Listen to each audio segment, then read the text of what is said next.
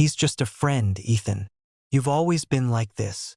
I heard those words so many times over the last 2 years of my marriage that they stopped registering as sentences and became something more like background noise, the particular frequency of an argument that never quite resolved and never quite ended. I heard them in the kitchen, in the car, once on the back porch at midnight when Zoe was asleep and the neighborhood was completely quiet, and the words hung in the humid Kentucky air like something that couldn't be taken back. He's just a friend. The friend was Griffin, my best friend, the man who caught the bouquet at our wedding. Caught it deliberately as a joke to make Maya laugh, who had been in my life since we were both 22 and sharing a fantasy football league and a mutual inability to cook anything more complex than pasta. 19 years of friendship, the kind that accumulates enough shared history to become its own separate country, with its own language and its own private geography. The afternoon I lost them both was a Tuesday in September, just after 3 o'clock, and I was supposed to be in a meeting. The meeting had been canceled by email while I was already in the car. I turned around. I drove home. I parked in the driveway behind a car I recognized, Griffin's silver Tahoe, which had been in my driveway 100 times, which I had always seen without really looking at it, the way you stop seeing the furniture in your own house. I went inside.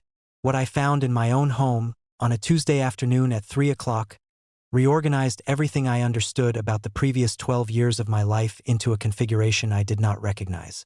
I walked back out, got in my car, drove to my mother's house on the other side of Lexington and sat in her kitchen for 2 hours without saying much, while she made tea and didn't ask questions she already knew the answers to. The marriage lasted for more months after that afternoon. Not because I thought it could be saved. Because of Zoe and because was the kind of man who needed to be certain before he was done. I am certain now. My name is Ethan. I'm 41, and I design bridges and drainage systems for a civil engineering firm that handles infrastructure projects across central Kentucky. My work is about load capacity and structural integrity and the precise calculation of how much stress a thing can bear before it fails. There is, again, a professional irony in all of this that I've had plenty of time to sit with. Maya and I married when I was 29. She was 26, working as a graphic designer, the kind of person who rearranged furniture at 2 in the morning when she couldn't sleep and always had an opinion about font choices that she would share whether or not you asked. We met through Griffin, which is a detail I have had to make peace with. He introduced us at a cookout at his apartment, stepped back immediately when he saw us talking, and said afterward, grinning, "You're welcome. 12 years. A house in the Chevy Chase neighborhood. Zoe at 11 who plays soccer with a ferocity that makes me quietly terrified for opposing defenders, and a marriage that I believed, genuinely not naively, was built on something that could hold weight. Griffin's bar, Cornerstone, sits 4 blocks from my office on Limestone Street. I had lunch there every other Thursday for 6 years. I knew the staff by name. I knew Griffin's usual order and his supplier schedule and the name of the vendor he'd been fighting with about draft line pressure since the previous spring. I knew everything about Griffin except the one thing that mattered. 12 years of marriage contains multitudes. I want to be accurate about ours, because the story is easier to understand if you understand what was real before what wasn't. We were not a perfect couple. Maya was impatient in ways that occasionally felt like contempt, though I don't think it was. I think she had a high tolerance for competence and a low tolerance for what she perceived as complacency, and I sometimes landed on the wrong side of that line. I went quiet under stress in a way she experienced as emotional withdrawal. We'd had the same argument about it, in various forms, for most of our marriage. Her reading my silence as absence, me experiencing her pursuit of the silence as pressure that deepened it. A loop neither of us ever fully broke. But we were also genuinely good together. We laughed easily. We traveled well. We had built the kind of shared vocabulary that only comes from years of close attention to another person. She could finish my sentences and I could read her mood from 15 feet across a room, and for most of 12 years those were not parlor tricks. They were the real product of a real marriage. Griffin had been woven into all of it. Holidays, birthdays, the hard days, and the easy ones. He'd sat with me in a hospital waiting room when Zoe was born, for hours of nervous silence, the kind of waiting that forged something permanent. He'd been at the house 3 days after my father-in-law died, showing up with food and the specific gift of knowing when not to talk. He was Zoe's godfather. She called him Uncle Griff, and he took that title with a seriousness that I found moving. Looking back now, the signs were there, but they were fluent in the dialect of our existing life, which made them almost impossible to separate from the background. The first sign I can identify with certainty was a change in Griffin's behavior at the bar. I had lunch there on a Thursday in March, 14 months before the September afternoon, and something was slightly off. Not dramatically, Griffin was warm, present, bought my lunch as he sometimes did. But there was a moment when my phone buzzed on the table with a text from Maya and Griffin's eyes went to the screen before I picked it up. A reflex, gone in a half-second. He looked away immediately and said something about the draft line vendor, and I let it pass. I filed it nowhere. It had no folder yet. The second sign was Maya's new energy around the idea of Griffin's bar expanding. He'd been considering opening a second location, a longer-running project that had stalled several times for funding reasons. Maya had always been supportive in a general way. She liked Griffin, they all liked each other. But around the previous winter she began asking specific questions about the expansion plan, suggesting she help with the rebranding, offering design work at reduced rate. She presented it to me as a favor to an old friend. "It's good work for my portfolio," she said, "and he needs the help." I encouraged it. I told Griffin he'd be an idiot not to take her up on it. He laughed and said he'd think about it. What I didn't know was that by the time that conversation happened, they'd already been meeting about it for 6 weeks. The third sign was Zoe, and this one I feel the worst about missing. Children observe without the social training that teaches adults to look away from uncomfortable things. One evening in April, Zoe looked up from her homework at the kitchen table and said, "Does Uncle Griff like Mom more than he likes you?" I laughed. "Why would you ask that?" She shrugged with the elaborate casualness of a child who has already decided not to elaborate. "He looks at her different." "Different how?" "I don't know," she said, and went back to her homework. I told Maya about it later, and Maya said Zoe had a dramatic imagination, which was true, and I agreed, which I shouldn't have. A child's observation, filed under cute, dismissed in 30 seconds. Zoe had seen it clearly at 11 years old. Took me 7 more months. The red herring arrived in May, which is what delayed everything and sent my growing unease in the wrong direction for almost 4 months. Maya had started texting with someone she saved in her phone as D. Warm texts, frequent, sometimes late at night. I saw one by accident when her phone buzzed face up on the nightstand and she was in the bathroom, not enough to read fully, but enough to see the letter and the tone. She came back, saw me looking at the phone, and picked it up without comment. I spent the next several weeks believing the problem was a man whose name started with D. I checked her contacts when I had the opportunity. I found a Diane, a former colleague from her previous design firm, and a Derek, the brother of a woman she knew from her yoga class. I investigated both directions with the particular miserable focus of a man who has already decided something is wrong but hasn't yet located what. I found nothing connecting either of them to anything that looked like an affair. I was looking in entirely the wrong place. In July, I confronted Maya about the texts. Not Griffin, I wasn't even thinking about Griffin yet. I asked about the late-night contact, asked who D was. She looked at me with a frustration that felt entirely real, because it was real, just not for the reason I assumed. "D is Diane," she said. "She's going through a divorce. I've been trying to support her. I didn't mention it because she asked me to keep it private." She pulled up the contact, showed me recent messages. They were support texts. Warm, frequent, exactly what they appeared to be. I apologized. I meant it. And Griffin, who had been in my peripheral vision the entire time, remained there, invisible, familiar, completely above suspicion. After the confrontation about D, a strange thing happened. The air in the house changed. Not dramatically, nothing that could be named in a single conversation. But there was a new quality to Maya's behavior, a slight recalibration that I registered without being able to locate. She became more attentive in ways that felt compensatory rather than natural. More present in the evenings. More physically affectionate in small ways. A hand on my shoulder passing in the hallway. A longer goodbye in the morning. The kind of attention that, if I had been paying a different kind of attention, I would have recognized as guilt expressing itself as tenderness. I experienced it as repair. I thought my confrontation had shaken something loose between us, brought us closer. I told Griffin over lunch in August that Maya and I were in a better place. He looked at his food when I said it, then looked up. "That's good," he said. "That's really good, man." His voice was level. His expression was composed. And somewhere in me, in the part that processes things before the conscious mind catches up, something registered the one-beat delay between the words and the performance of them. I didn't know what to call it. I dismissed it. But it was the first time I looked directly at Griffin and felt something that wasn't comfortable. September arrived with the particular quality of early Kentucky fall. The heat breaking incrementally, the light going slightly golden in the afternoons, the city shifting its tempo toward football season and the beginning of the academic year. Zoe started 6th grade. I had a major project review coming up, a highway drainage system outside Frankfurt that had absorbed most of my professional attention for months.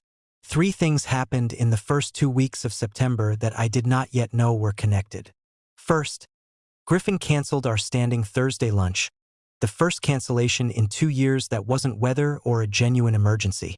He texted, "Supplier situation. Sorry. Next week." I said no problem. I had lunch alone. Second, Maya told me she was going to help a neighbor, Sandra, down the street, with a fence installation issue that needed a second pair of hands. This on a Tuesday afternoon when Zoe was at school and I was at work. She mentioned it the night before casually in passing. I said sure. Third, on that Tuesday, my project review was canceled by email at 2:15. I was already in the car. I want to describe the next 20 minutes accurately because the sequence matters. I drove home on autopilot, mentally shifting to the afternoon I now had unexpectedly free. I pulled into the driveway. I registered Griffin's silver Tahoe parked at the curb in front of the house, not in the driveway, which was unusual. Something in my body understood before my mind did. A cold, specific awareness settled below my sternum, the way cold water feels when it reaches somewhere it shouldn't be. I sat in the car for 30 seconds. Then I went inside. The house was quiet in the particular way that houses are quiet when they are not actually empty. I stood in the front hallway. The light was wrong. The bedroom door at the end of the hall was closed, and a thin line of afternoon light showed at the bottom. I have thought many times about what I did next, and I still don't know whether it was courage or something closer to inevitability. I walked down the hallway. I opened the door. I will not describe what I saw in detail because the detail is not the point and because Zoe may someday read something I write. What I will say is that there was no ambiguity. None of the desperate reinterpretation that sometimes saves people from what they've seen. This was exactly what it was, and both people in the room saw me see it, and the silence that followed lasted approximately 4 seconds and felt like considerably longer. Then I turned around, walked back down the hallway, picked up my keys from the table where I'd set them, and left. I drove to my mother's house. Carol is 67 and has been a widow for 9 years and has what I've always thought of as a very accurate internal barometer for human weather. She opened the door, looked at my face and said, "Come inside." She did not ask what happened. She put the kettle on. She sat across from me at her kitchen table and waited. After a while I said, "Griffin." She closed her eyes briefly. When she opened them she said, "How long?" "I don't know yet." We sat in her kitchen for 2 hours. She refilled the tea without asking. She said, at one point, "You don't have to decide anything today." "I know," I said, but I already had. I did not go home that night. I called Maya from my mother's driveway at 7 o'clock. She answered on the second ring, which told me she'd been waiting. Her voice was very controlled, the specific control of someone who has been crying and has stopped and is now managing the aftermath. "Ethan," she said, "I'm at my mother's. I'll be back tomorrow morning when Zoe's at school. We need to talk." A pause. "Okay. Is he gone?" "Yes." "Good." I ended the call. I did not call Griffin that night, though my phone showed 2 missed calls from him between 4 and 6 o'clock. I let them sit there, unanswered, the way you leave a wound before you're ready to look at it properly. My mother's spare room had a window that faced east, and I lay awake most of the night watching the sky move from black to navy to the particular gray that precedes dawn in September. I was not running scenarios. I was not planning confrontations. I was doing something more basic. I was trying to locate the actual shape of the thing I'd been living inside, now that I could see it from the outside. The question that kept returning was not how long or why. Those felt almost secondary. The question was, what did I actually have? 12 years. The weight of that. The real things inside it. Zoe, the house, the vacations, the long evenings, the crisis moments that had forged something. Were those real? Or were they real the way a building is real when the foundation has been quietly compromised from below? Real until the moment it isn't. I decided, somewhere around 4 in the morning, that the real things were still real. That Zoe was still mine. That the good years were still good years, whatever had been happening alongside them. That I was not going to allow the discovery to retroactively hollow out everything that had existed before it. What I was not able to decide was whether the real things were enough to stay for. The following morning, after Zoe was on the school bus, I went home. Maya was in the kitchen. She looked like someone who had made a decision about how to present herself. Composed, honest, braced. She did not try to minimize, which I had half expected and had prepared arguments against. She sat down at the table and told me the truth. And the truth was worse than I'd constructed during the night. 8 months. Not a single moment. 8 months, beginning in January, the same month she'd offered to help with the bar rebranding. The meetings about the project had been real, and then they hadn't been, and then the project had become a cover story for something that had nothing to do with design. Did he tell Tasha? I asked. Tasha was Griffin's girlfriend of 14 months, a woman I'd had to dinner twice, who had seemed genuinely delighted by the relationship. I don't know, Maya said. I don't think so. Does anyone else know? A pause. Diane knew. I told her in March. Diane.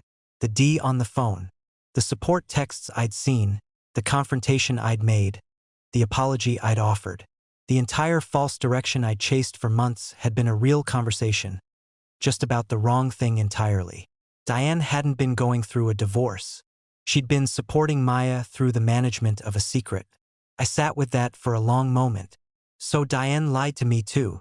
I asked her to, Maya said. That's on me. It was. And it also wasn't. Diane had looked me in the eye at a neighborhood gathering in June, known what she knew and smiled. That was its own choice. I asked one more question. Did Griffin ever feel bad about it? Maya was quiet for a long time. He wanted to tell you. Twice. I talked him out of it.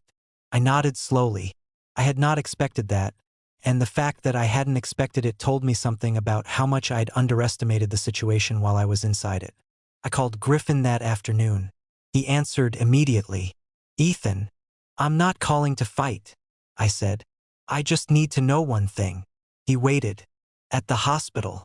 When Zoe was born. When you sat with me for 4 hours. Was that real? A long pause. Then, yes, that was real. Okay, I said. I ended the call. I did not contact him again. The following weeks were the strange suspended period that I imagine follows any catastrophic structural failure. The building has come down, the dust is still in the air, and everyone involved is standing in the rubble trying to understand the new geography. Zoe knew something was wrong. Children always do. They feel the atmospheric pressure change even when the storm is invisible. She was quieter than usual, ate her dinner carefully, watched me with those soccer field eyes that missed nothing.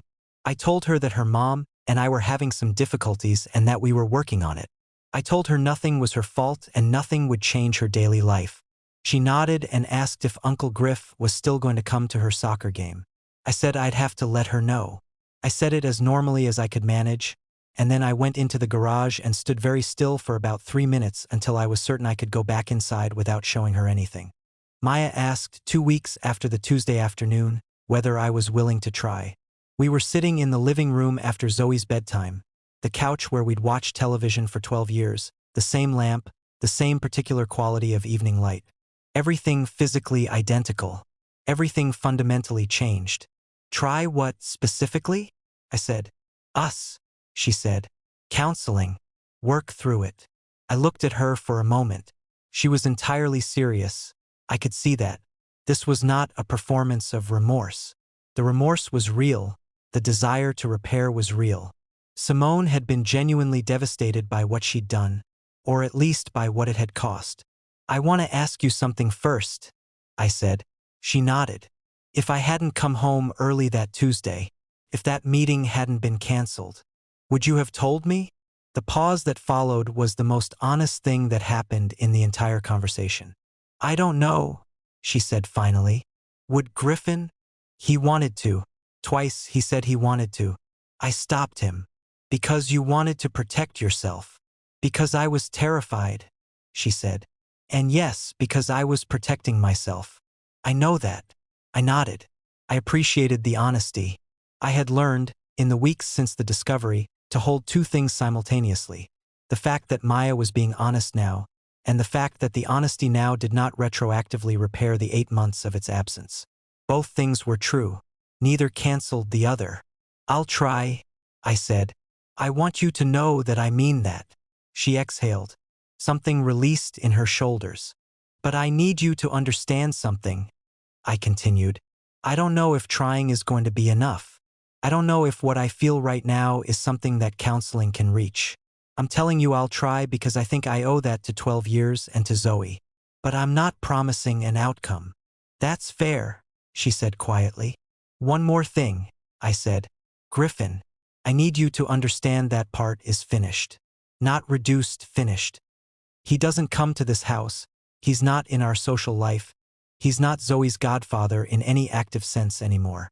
If that's a condition you can't agree to, tell me now." "I agree," she said, without hesitation. We started counseling the following week. Our therapist's name was Dr. Pauline, a woman in her 50s with a quiet precision I found immediately respectable. She created space without filling it unnecessarily, which is a harder skill than it sounds. For 3 months I tried. I sat in those sessions and I worked with genuine effort, not performed effort, real engagement with the process and with Maya and with the question of whether what we had built was reparable. I wanted it to be reparable. I want to be clear about that because it matters for understanding what followed. My failure to forgive was not a decision I made easily or without cost.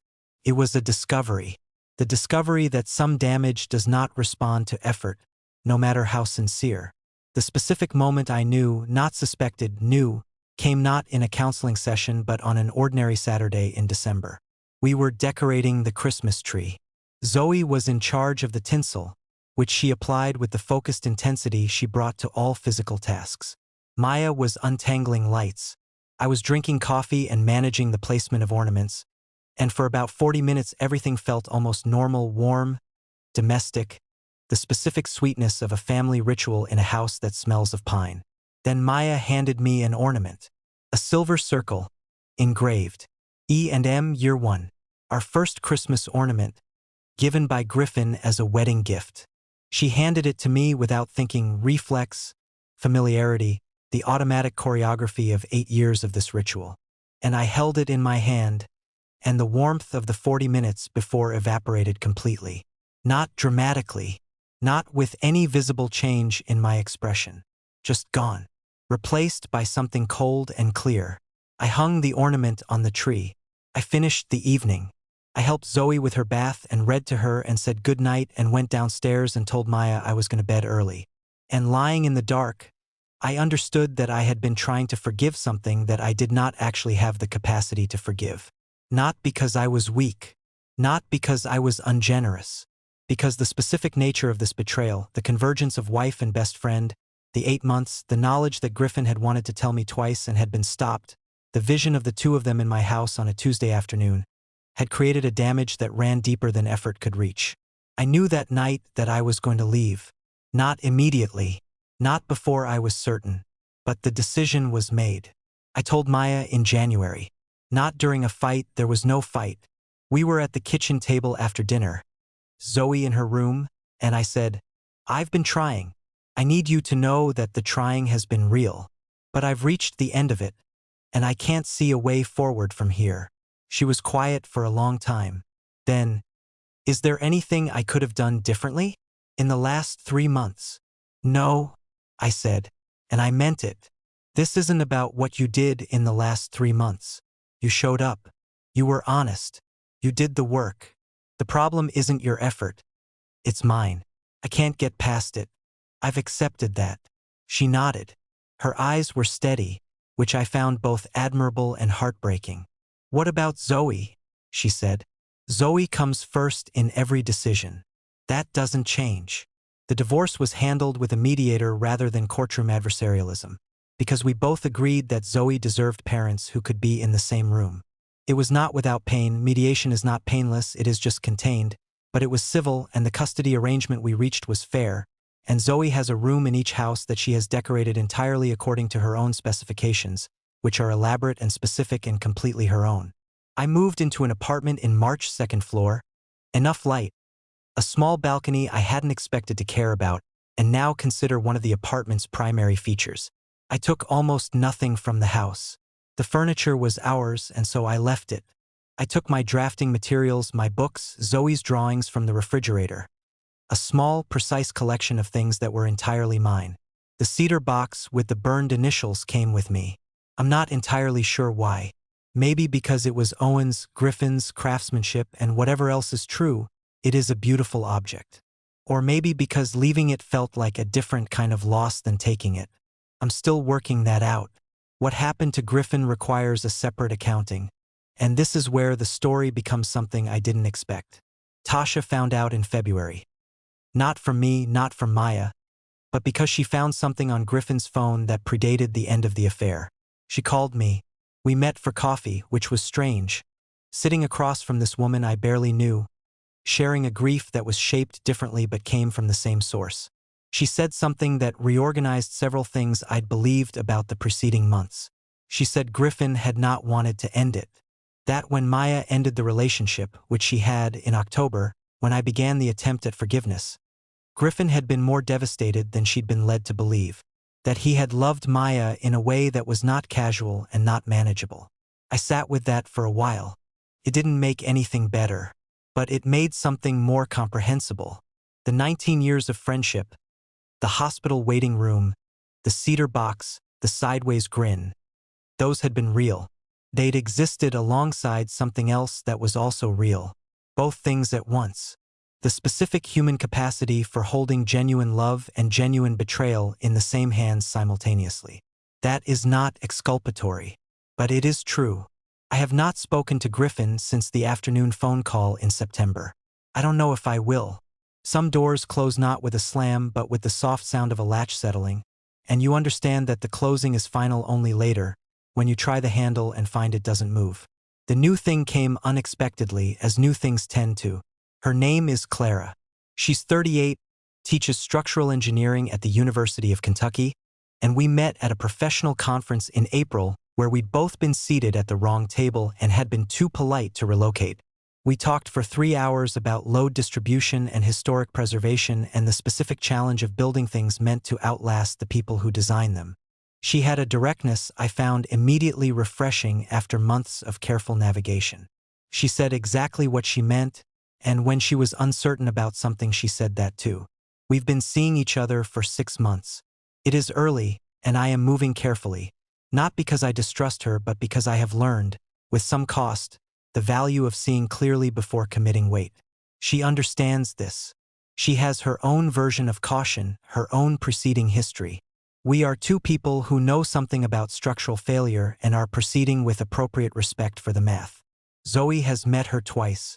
The second time, on the way home, Zoe said, "She's smart," which from Zoe is not a small thing. I told her I thought so too. Last month, Zoe's soccer team made the regional playoffs. I was on the sideline with the other parents, Maya on the opposite side, which is our current geography, functional and humane. Zoe scored once, assisted twice, and played defense in the final minutes with a ferocity that made me genuinely proud in the specific way that only your child's competence can produce. After the game, she found me in the crowd, still in her shin guards, flushed and sweaty and completely satisfied with herself.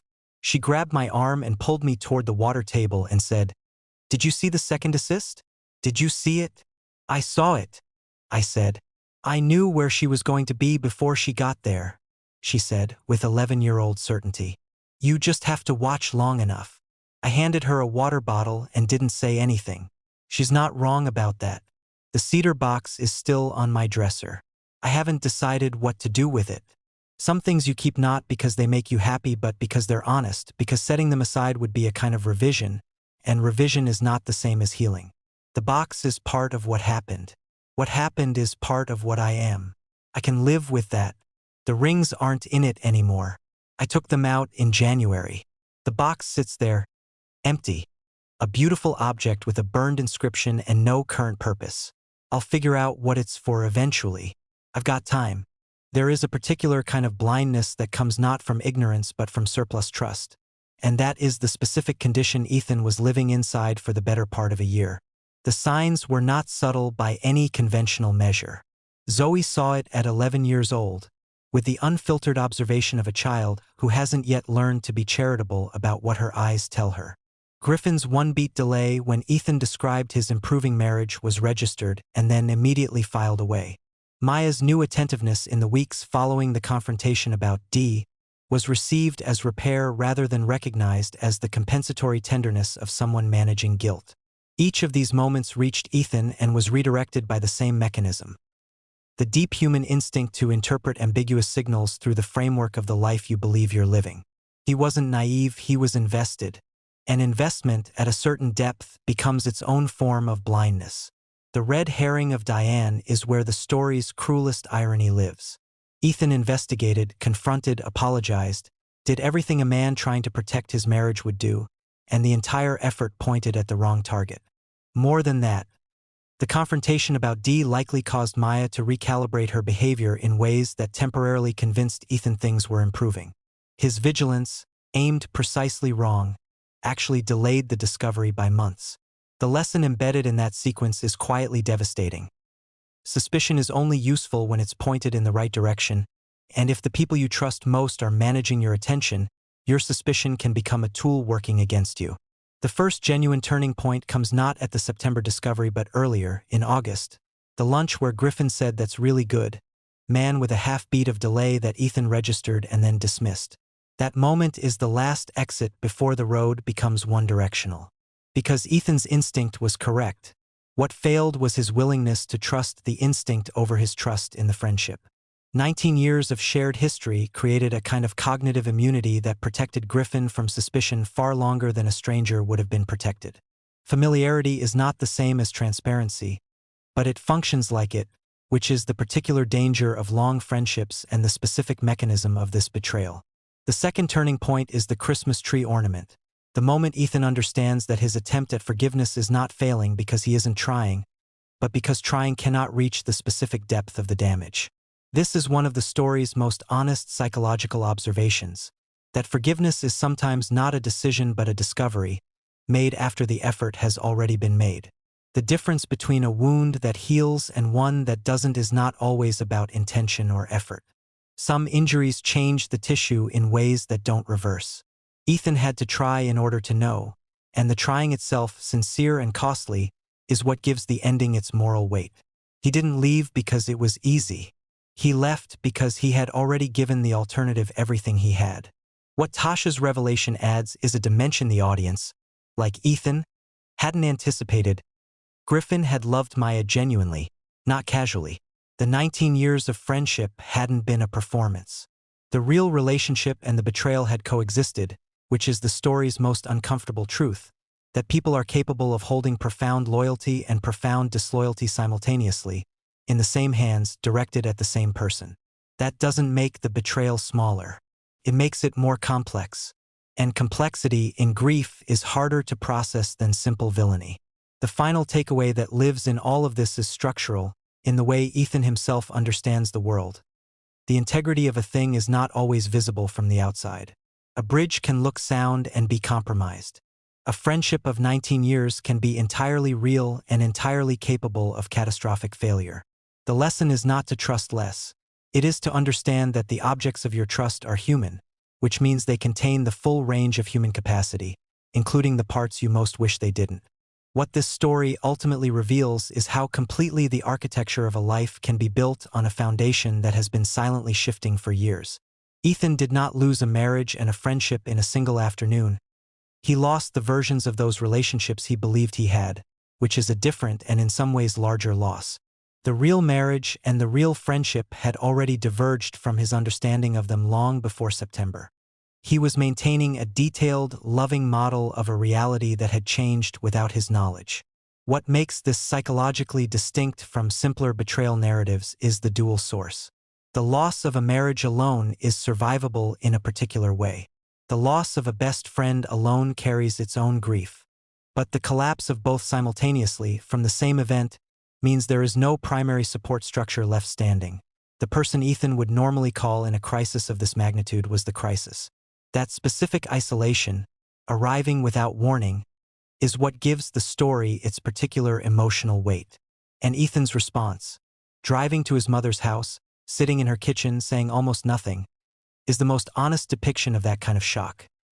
Not dramatic, not loud, just a man needing to be somewhere safe while the world reconfigures around him. Clara's arrival at the end is not a resolution so much as evidence of continued forward motion. It is not a replacement for what was lost.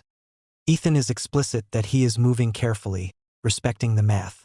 It is simply proof that the capacity for genuine connection survived the damage, which is quietly everything. What stays with me most about this story isn't the betrayal itself. It's the cedar box, still on the dresser, empty but kept. There's something in that detail that feels truer than anything else in the story. Ethan doesn't revise.